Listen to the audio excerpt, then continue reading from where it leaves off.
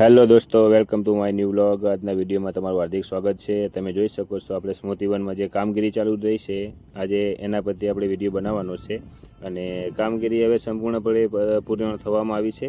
તો હવે જસ્ટ 2 દિવસનું કામ રહ્યું છે, બાકી બધું આપણે કામ પૂરું ફિનિશ કરી નાખ્યું છે ગાઈસ, લેવલિંગ વાળું।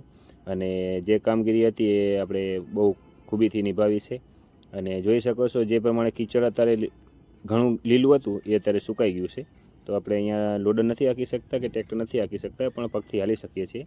તો રસ્તો કાપવામાં આપણને આસાની હોય છે અને તમે જોઈ શકો છો જેટલી જમીન હજુ લીલી હતી એ પ્રમાણે હજુ પહોંચી જ છે જમીન।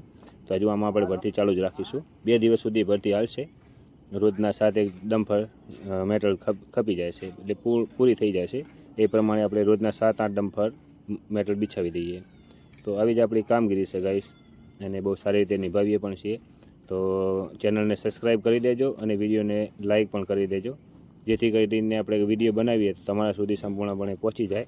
અને આ છે આપણું ડમ્પર, તમે જોઈ શકો છો એની હાલત કેવી રીતે ગંભીર રીતે ફસાઈ ગઈ છે।